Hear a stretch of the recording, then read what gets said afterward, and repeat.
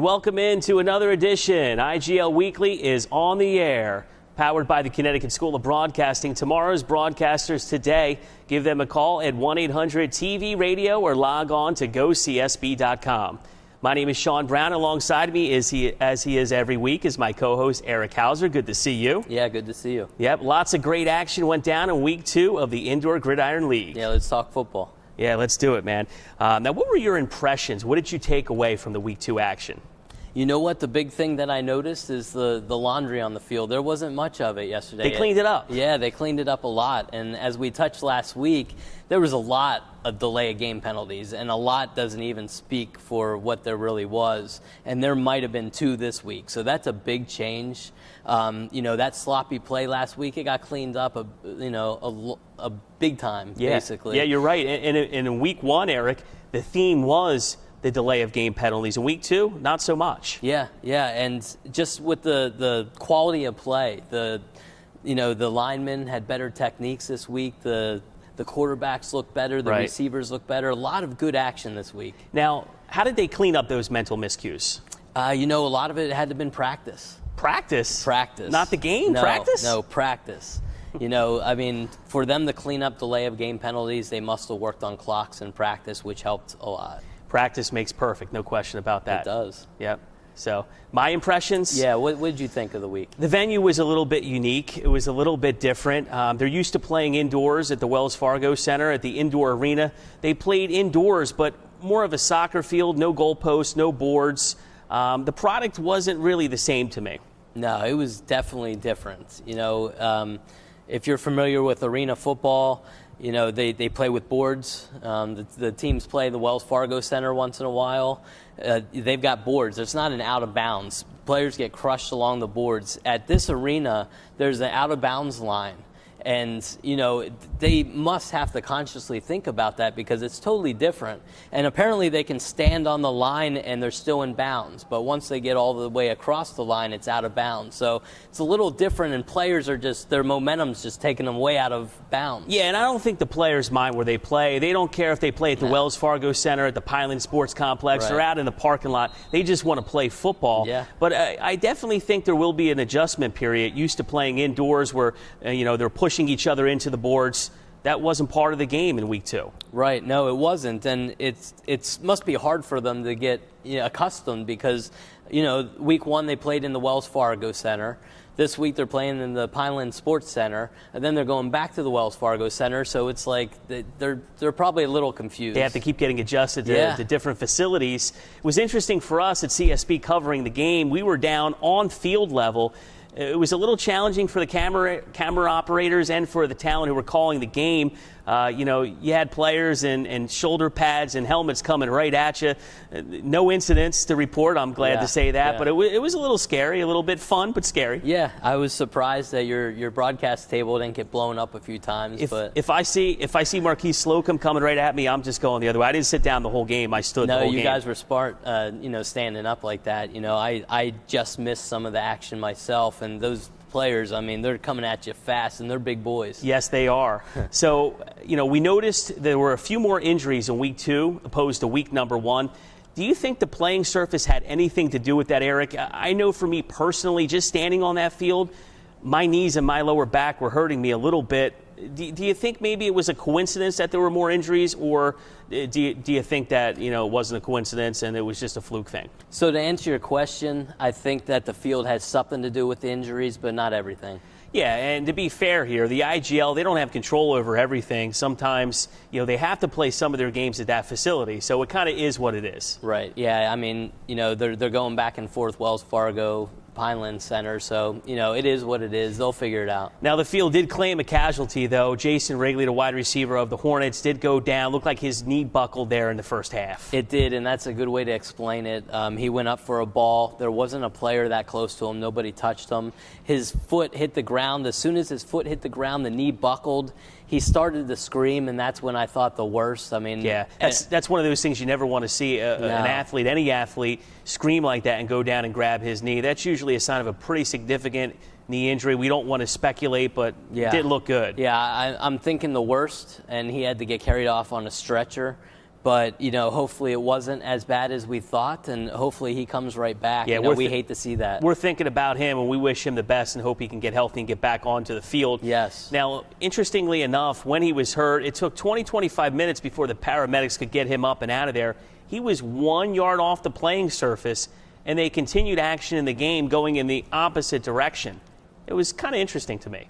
Yeah, so on the field, there's no boards this week. So he's literally, a yard off of the out-of-bounds line, and they're starting to play, and it seemed very strange, a little insensitive, but they were going the opposite way no matter what. But if there was an interception return, the action's coming back that way. Yeah, you don't want somebody else to get hurt, or you don't want Wrigley to get further injured. Now, when he was finally lifted off by the paramedics, they stopped play again. Both teams and the fans gave him a round of applause, which was nice. Mm-hmm. I just thought it would have been more respectful to wait until he was carried off the field before they resumed game action. Yeah, I agree. I mean, normally I think that's the way they would do things, and hopefully from here on out that's what will happen. All right, so when play did resume, we've got the 0-1 Hornets up against the 0-1 Philly Falcons.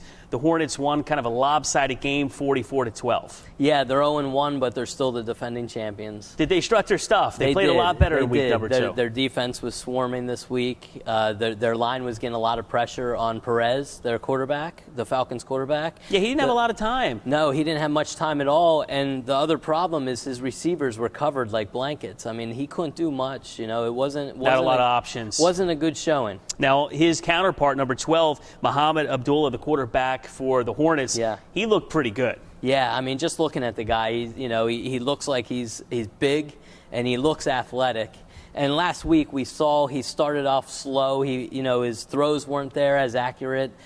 This week, he started off throwing an interception early. Right. We didn't know what we were going to see, and then all of a sudden he turned some things on. He hit a switch, and he was very fluid in the pocket, definitely very accurate passer. Yes. He played very well, and he also showed he's not afraid to use his legs to scramble out of the pocket and beat you with his legs. No, I mean, he accounted for 5 touchdowns, and one of them was a run, and he was not shying away from contact, was he? Yeah, number 0 of the Falcons found that out quick. Ty Coleman, he got leveled onto the seat of his pants in the end zone. Yeah, Abdullah just ran him over, and it looked like he could have cut it back inside to get an easier touchdown.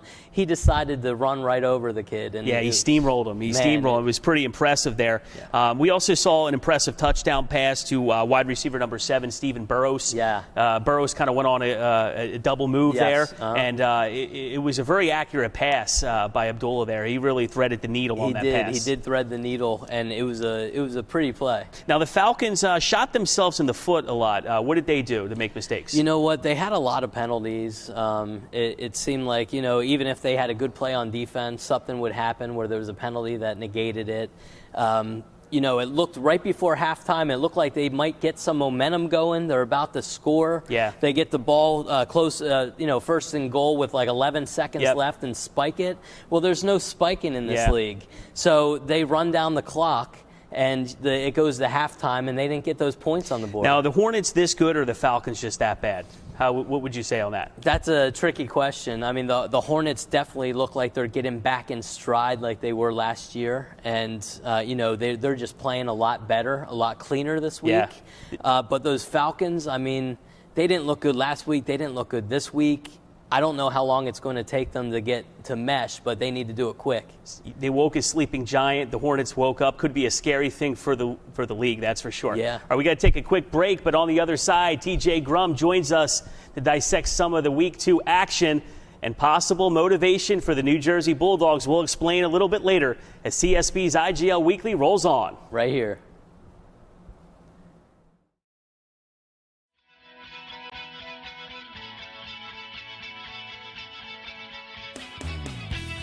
Are you looking for a career in broadcasting?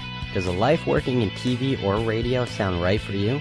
Then it is time to get connected with Connecticut School of Broadcasting. Get hands-on training from industry professionals. Learn what goes on behind the scenes in a TV studio. Learn how to be a news anchor or cameraman. Talk sports on the radio and find out what goes on behind the microphone. Edit audio and video with Adobe Audition and Final Cut Pro. CSB even has a brand new campus right here in Cherry Hill. Attend one of our open house studio tours to check out the new building and meet the instructors. Stop wasting time and get connected with Connecticut School of Broadcasting. For more information, visit gocsb.com.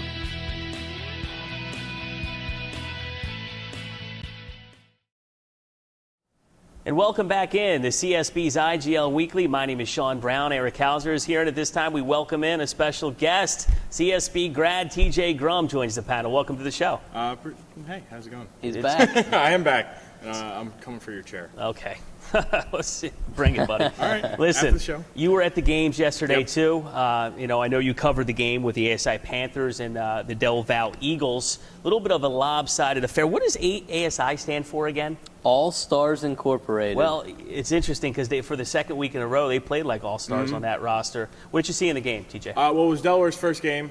Last week they had a forfeiture from the Freedom. They didn't take the field, so this was their season debut. Right. And they looked very rusty. They didn't come out ready for. I think they were still getting accustomed to game speed for much of the game. And that Panthers team is quick from offense, defense, especially, and they're quick. So if you're not up to game speed, you're not ready to play these Panthers. Why would you say that they weren't up to game speed? Is it because they didn't have any action in week one? Would that be the reason why? Yeah, they weren't entirely sure of how to play against somebody who's going 100% to win. It's in practice you can only go so fast because you want to have your own team play well. You want to find your weaknesses and whatnot. But when you're playing against another team, they're looking to exploit your weaknesses rather than you're trying to work on yours. What do you think, Erik? What did you see in the domination in this game? Well, that's an interesting theory. I think definitely that has something to do with it. They didn't play anybody last week, so a lot of these teams, they looked better this week because they did play a team last week, and they know what to look forward to, what to expect. Yeah. Maybe they didn't quite, they thought they knew what to expect, but maybe they didn't. Yeah, that was quite apparent in the score. Now, the Panthers take nothing away from their defense. They are tough on defense, jumping routes early and often. By my count, and I'm no official statistician, but I believe that their defense as a team is +7 in turnover ratio. Could be. They forced, they played the Hornets last week, and you guys touched on it earlier. They forced Abdullah into a lot of mistakes. It accounted for 5 turnovers In game one. And you saw that he came out and played very well. So it was the case for the Panthers defense being the reason why is now stronger. Especially they took advantage of a team that wasn't ready to play. Yeah, I think you used the word ball hawking, Erik. Yeah, and they're not just that. Their defensive line was putting a lot of pressure on the Eagles' quarterback, and their cornerbacks were all over it. There was a lot of big interceptions. One of them went for a touchdown, which helped a lot. Or 2 of them, was it 2? And long, every time they caught the interception, it was long returns. So Did you guys notice that a lot in the games yesterday? A lot of the defensive line seemed to be getting a lot of pressure yesterday. Yeah, and I think it's these guys are now prepared to play on arena field because it's a completely different game from your traditional football. It's arena league. The turf's different. Speed. It's much faster. Defense.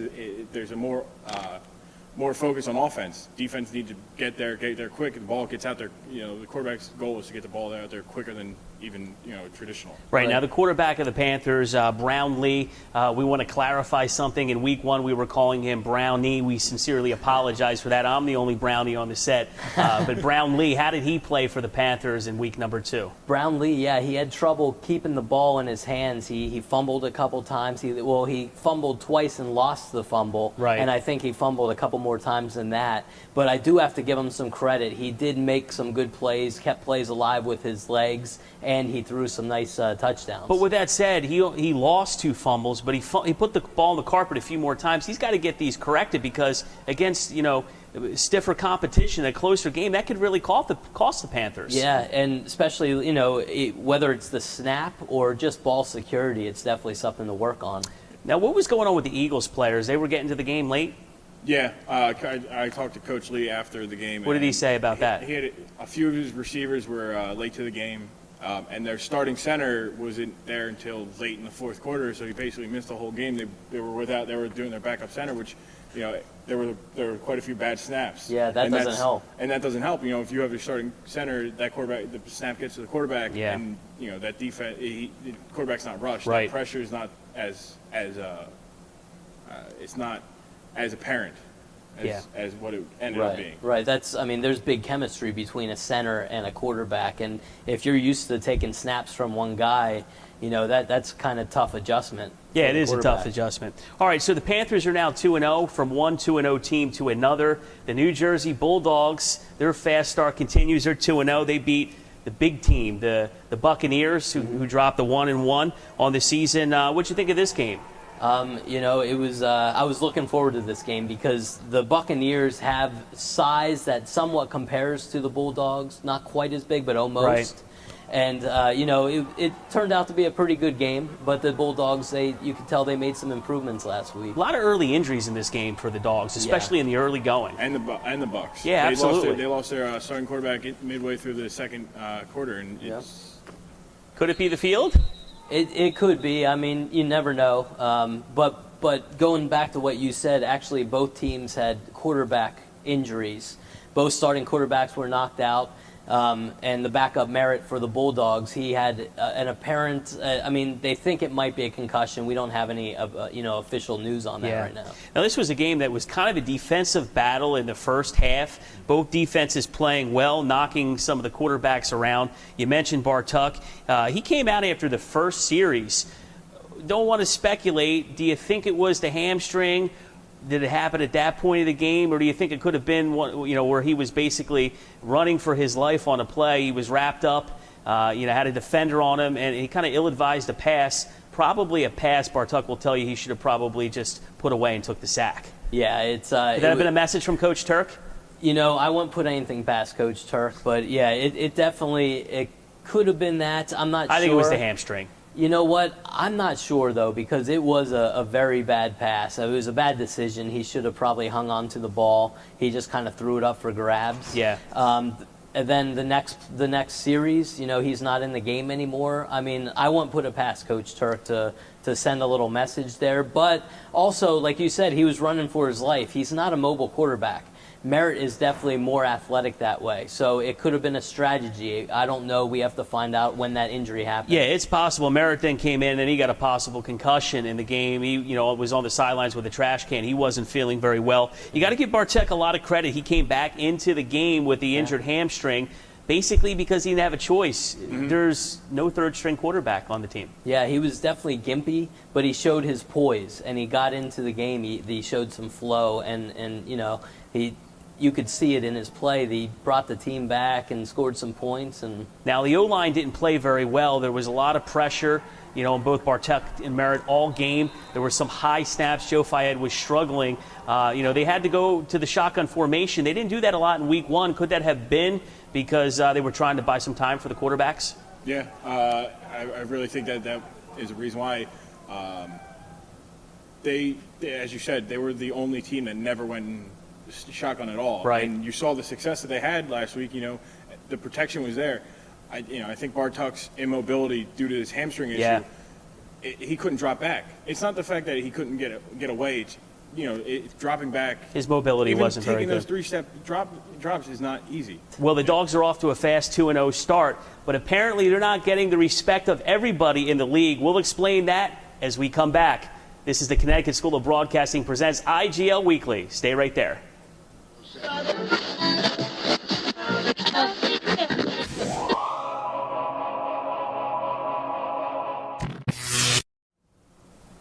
And welcome back. Final segment of CSB's IGL Weekly. Shawn alongside Erik and TJ. And, guys, before the break, we mentioned that with the Bulldogs off to their fast 2-0 start, perhaps they're not getting the proper respect from around the league, like they deserve. Before his game on Saturday, I talked to Conshohocken Steelers quarterback number 4, Breon Shelton, and I asked him if he thought the Steelers could get back to the championship game in July, and he said he'd put his money on the Steelers getting back. But I asked him who the team's stiffest competition was, and he said he kind of likes the Hornets. Apparently, the Hornets, they played the Steelers last year, and there's a respect factor. They're big-time rivals. Yeah, right. And they battled each other in a championship game last year, and they both, they drug each other through. The Hornets came out on top, so it's one of these things. Like I think he said it simply as a point. Like, all right, those guys beat us. I think they're our civic competition because I want to beat them. Exactly. He may not really feel that way. I can't speak for the guy, but that's what I see it as. So I mentioned the Bulldogs to Shelton, and I asked him what he thought of the 2-0 Dogs, and his comment was, they're not too shabby.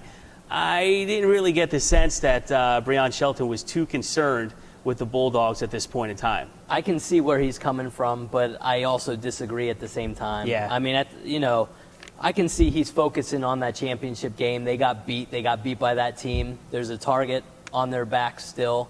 But the Bulldogs, they look good, and they look better every week, and they're one of the biggest teams, if not the biggest team in the league. TJ, are the Steelers overlooking the Bulldogs at this point in the early going? They are, but they don't. They're right. Breon Shelton, they're a new team. They only have 2 games of tape that you can watch, and they're still, in that sense, they're still young. Is there a reason for them to respect them aside from the 2-0? Not really. There's not much that they can build on. I think that the Bulldogs are one of the better teams, but right now it's the Hornets and the Steelers. They're the top 2 dogs. The Bulldogs want to be there. They want to be at the top, right? And they got to keep earning their respect. That's a good point. They definitely have to, continue to play well to get that respect. This is their first season, but at any level, you don't want to overlook anybody. So they have to be careful with that. If they haven't felt the bite of the dogs yet, perhaps they will in upcoming weeks. I just want to point something out. Who beat the Hornets in Week 1? Who beat the Steelers? Do you remember? You're talking about the Steelers. The Steelers. Oh, well, who beat them in Week 1? Bucks. Right, and how did the Bucks do this week? They lost to the Bulldogs. Yeah, that's a good point, Eric, and I agree with you. And that was kind of my point. You don't want to overlook anybody. Right. Yeah, and so if they haven't felt the bite of the dogs yet, perhaps they will in upcoming weeks. True. All right, so speaking of the Steelers' opponent in week number 2, it was the Philly Freedom getting a chance to play for the first time this year, right? And what turned out to be somewhat of a rowdy game, I hear? Yeah, it's apparently the Freedom didn't have all their players, so they were a little short. They decided to play anyway. And then they lost a couple players in the game, right? Yeah, more injuries. Could it be the field? I don't know. Could it be the field once again? Yeah, they started the game 2 players short, and then they lost 2 players during the game.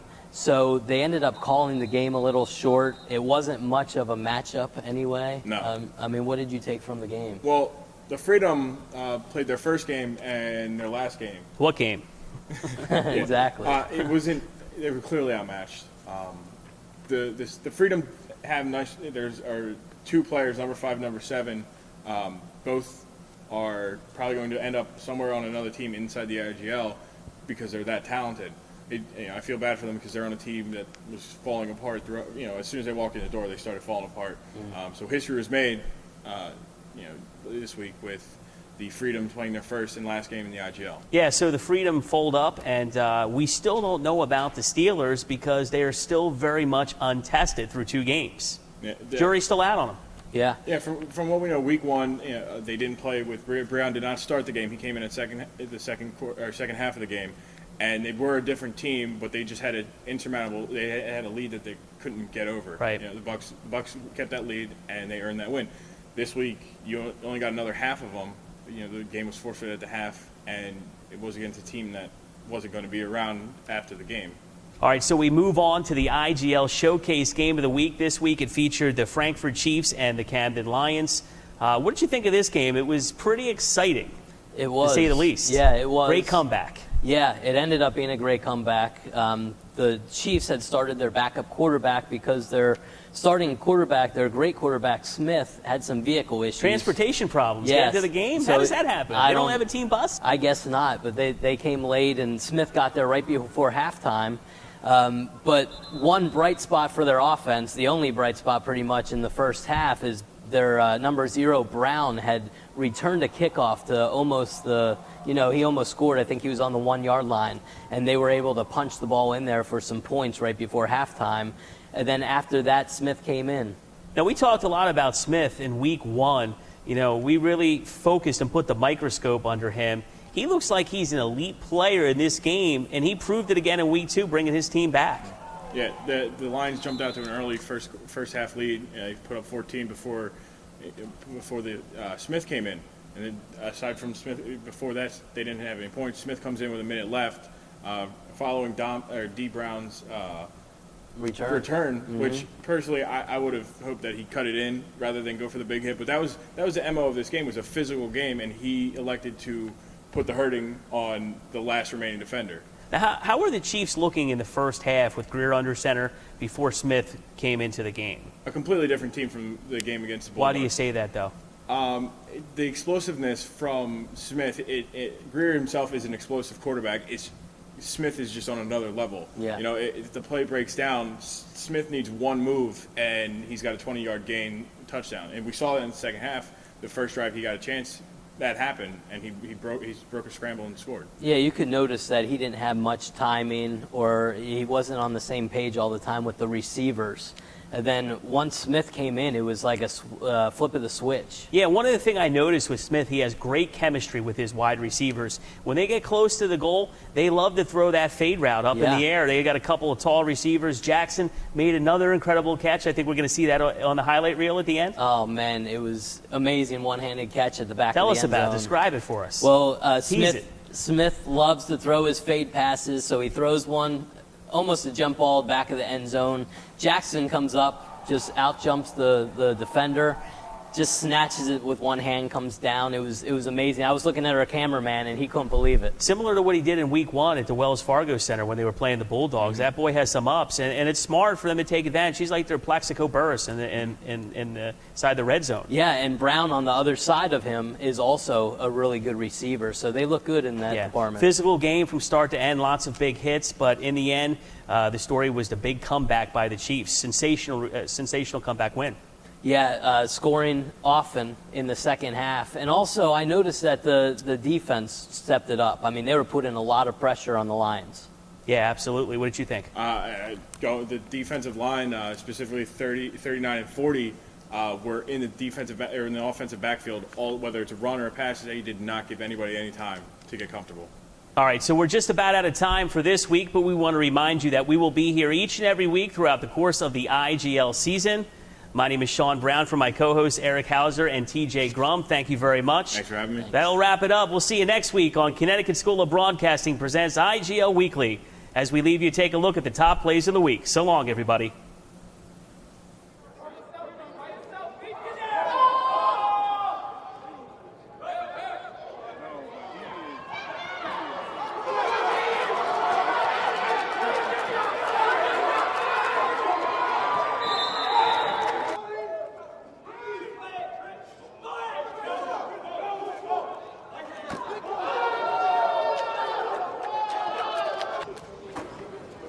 Figure something out.